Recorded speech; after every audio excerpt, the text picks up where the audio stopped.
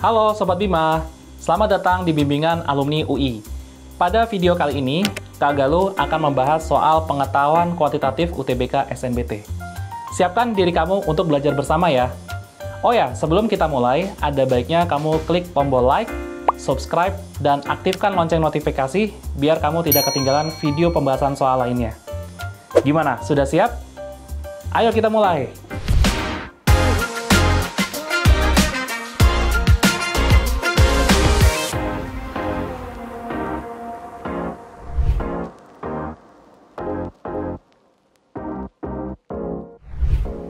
Baik, kita sekarang masuk ke soal nomor 1. Kita bisa lihat dulu di sini ada diagram alir. Ya, ini soal yang muncul di UTBK 2024. Ya. Keterangan FPB, W, Y menyatakan faktor persekutuan terbesar dari W dan Y. Bilangan bulat positif K dan M dengan K kurang dari 10 dan memenuhi kedua pernyataan berikut. Pernyataan apa tuh? Yang pertama, input P sama dengan 5 menghasilkan X sama dengan 20. Input P sama dengan 2 menghasilkan X sama dengan 7. Nilai M adalah berapa? Oke, jadi kalau kita periksa, M itu tuh adanya di sini nih. Di situ ya. Nah, jadi kita coba untuk memasukkan input satu demi satu sampai kita mengetahui nilai M itu berapa. Kita mulai dulu dari input P sama dengan 5. Oke, kita mulai P sama dengan 5 di sini. Kemudian Y didefinisikan dengan P plus 5, ya. 5 ditambah 5 berapa? 10. Oke. Apakah Y itu ganjil? Jawabannya tidak. Gitu ya. Kalau tidak, berarti kita lari ke kanan. Berarti sesuai dengan arah variabel yang mau kita cari. M itu kebetulan ada di kanan. Oke. Kalau seandainya nih ya, kalau seandainya apakah Y itu ganjil? Jawabannya iya misalkan ya. Ke kiri. Berarti kita jangan pakai input P sama dengan 5. Kita cari input yang lain. Yang arahnya itu menuju ke M. Gitu ya. Oke. Ketika kita tahu P-nya 5, Y-nya 10, kita tinggal masukin aja sebenarnya ke sini. Jadi P di sini itu adalah 5, kemudian Y di sini itu adalah 10. Sehingga kita dapat nilai X-nya adalah, tulis di sini ya, X adalah 2 kali P atau 2 kali 5, yaitu 10. Ditambah 3 kali 10, berapa? 30. Kemudian dibagi M. Nah, dari soal menghasilkan X sama dengan 20, berarti ini kita ganti dengan 20. Oke, di mana berarti 20 sama dengan 10 tambah 30 adalah berapa? 40 ya. 40 dibagi M itu sama dengan 2. 20 ya. Berarti otomatis kita tahu nih, M-nya berarti adalah 2. Gitu ya, gampang. Jadi, untuk soal nomor 1, jawabannya adalah B2.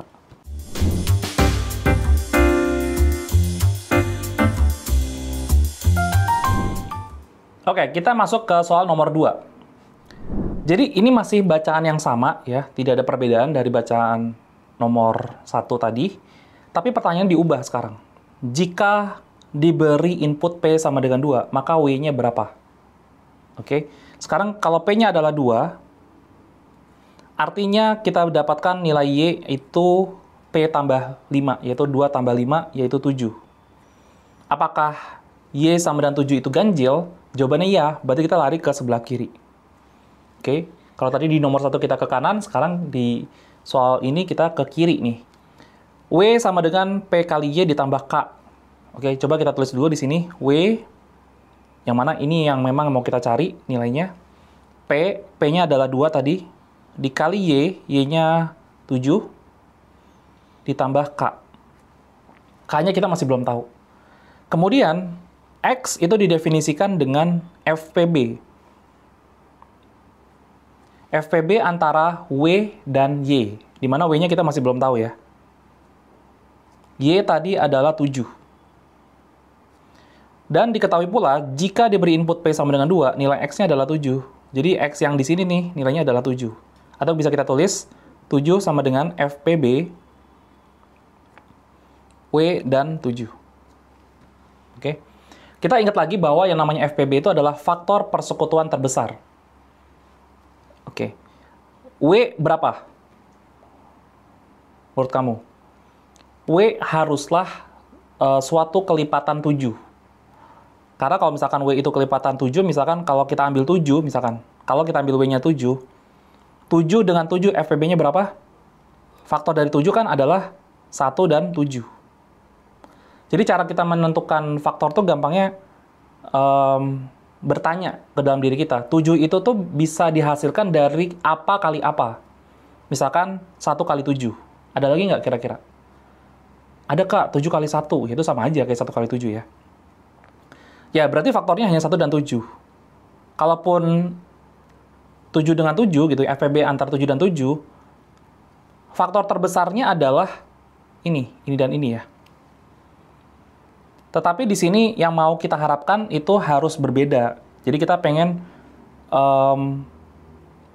kalaupun W-nya adalah, atau adapun misalkan W-nya adalah 7, itu nggak boleh, karena K-nya itu harus kurang dari 10. Coba kita cari lagi ya, misalkan nilai dari W-nya adalah 14, karena 14 itu juga kelipatan dari 7. Kalau W-nya adalah 14, maka nanti K-nya akan 0. Ya kan, kalau W-nya tuh 14, 2 kali 7 kan sudah 14 nih, yang ini ya. K-nya harus 0, padahal K itu harus bulat positif. Jadi kurang besar nilai W-nya. Kalau begitu, kelipatan 7 berikutnya, yaitu 21. Ketika W-nya 21, maka ini memenuhi, ya. FPB-nya adalah 7. Kalau begitu, 2 kali 7 plus K, maka K-nya berapa? 21 sama dengan 14 tambah K, maka K-nya adalah 7 ya. 21 dikurangi 14. Oke, setelah kita dapatkan nilai K-nya, kita balikin lagi, W-nya betul berarti 21 ya. Karena K-nya 7, yang mana 7 itu bilangan bulat dan kurang dari 10.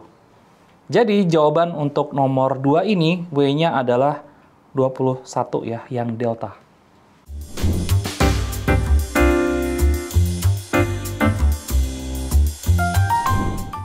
Oke, sekarang kita masuk ke soal nomor 3. Ini masih soal yang sama. Jika diberi input P sama dengan 1, maka nilai X-nya berapa? Kita harus ingat dulu ya, setelah di nomor 1 dan nomor 2 tadi kita berhasil mendapatkan nilai M-nya itu adalah 2, lalu nilai K-nya tadi adalah 7. Oke, nah ini akan membantu kita untuk menjawab soal berikut. Jika diberi input P sama dengan 1, berarti Y-nya adalah 1 ditambah 5. Karena P tambah 5 kan, yaitu 6. Apakah 6 itu ganjil? Enggak, ya. Jadi akan lari ke kanan. Kalau ke kanan, berarti X-nya adalah 2 kali P. P-nya tadi adalah 1. Ditambah 3 kali Y, Y-nya adalah 6. Dibagi M, M-nya 2 ya. Seperti perhitungan di nomor 1. Jadi kita akan dapatkan 2 ditambah 18 dibagi 2 sama dengan 20 dibagi 2 sama dengan 10 ya. Jadi jawabannya untuk soal nomor 3 ini adalah delta.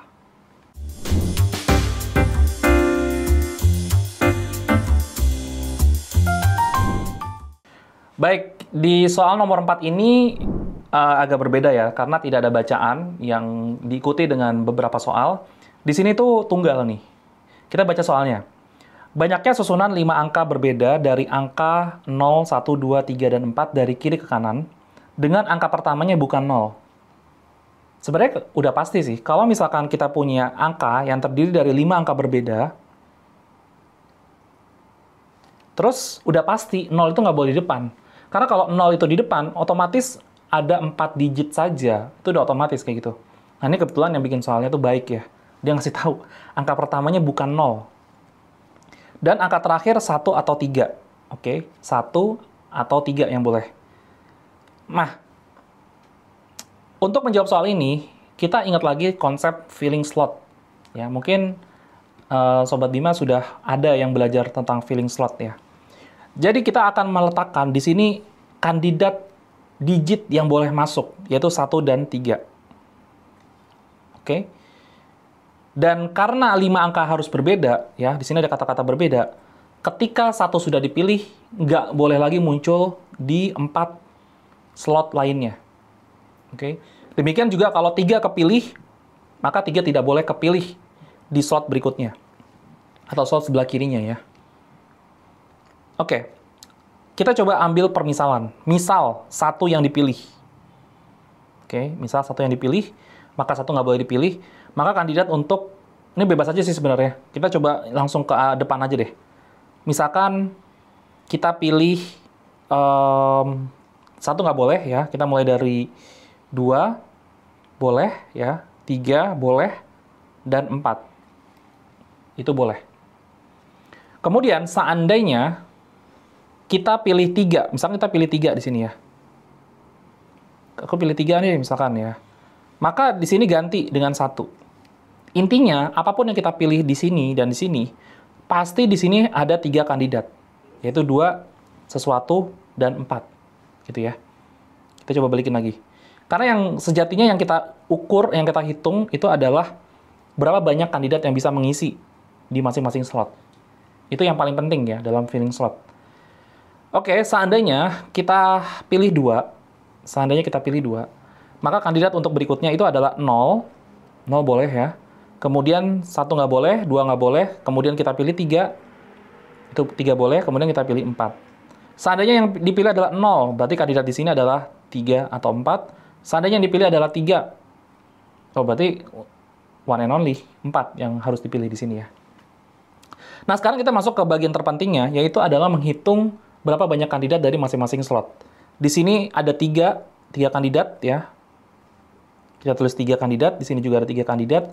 Ini 2 kandidat, ini 1 kandidat, ini 2 kandidat. Nah, ini semua kita kali. Oke, jadi 3 kali 3 itu adalah 9, 2 kali 1 adalah 2, 2 kali 2 adalah 4, 9 kali 4 adalah 36 ya. Gitu, jadi jawabannya seperti itu. Nah, perlu diketahui bahwa tipe-tipe soal kayak gini tuh integer type ya. Jadi, yang kita masukkan dalam format isian itu bilangan-bilangan bulat atau bilangan-bilangan yang bisa juga asli atau bisa juga 0 sih. Ya, intinya bilangan bulat positif ya. Oke, jadi soal nomor 4 jawabannya adalah 36.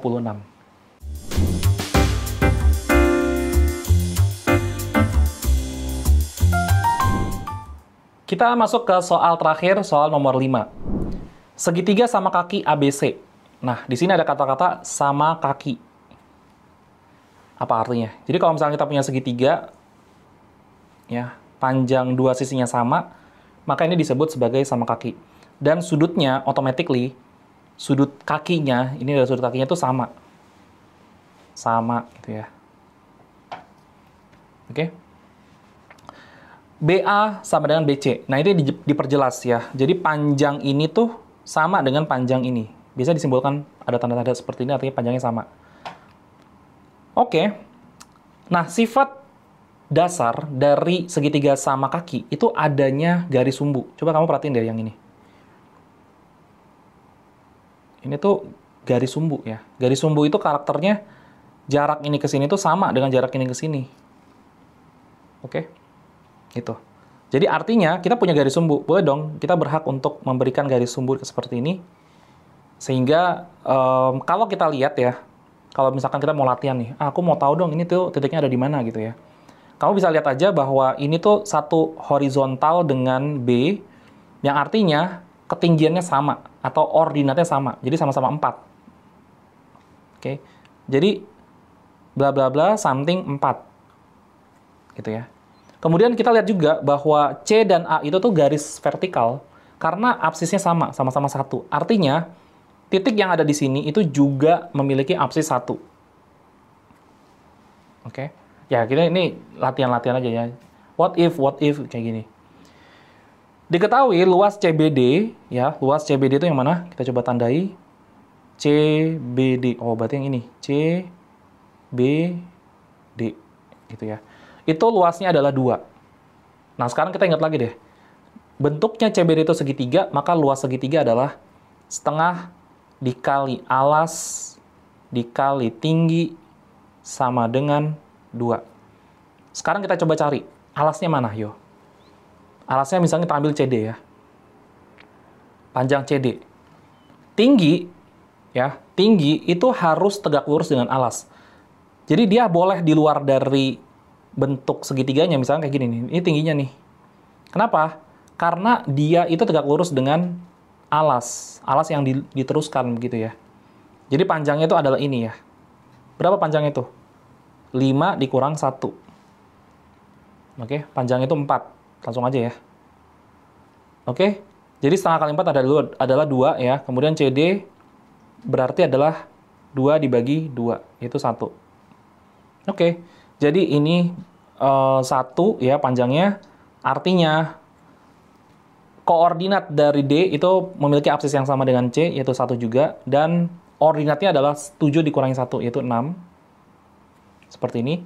Artinya X-nya adalah 1 dan Y-nya 6. Jadi 2 kali 6 dikurang 1,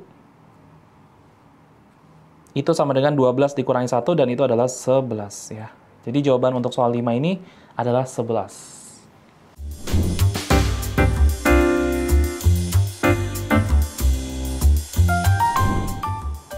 Oke Sobat Bima, gimana nih? Udah mulai paham kan? Kira-kira kita bahas soal apa lagi ya? Boleh banget nih komen di bawah. Sampai jumpa di video pembelajaran lainnya. Bimbingan alumni UI, yakin bisa, pasti bisa.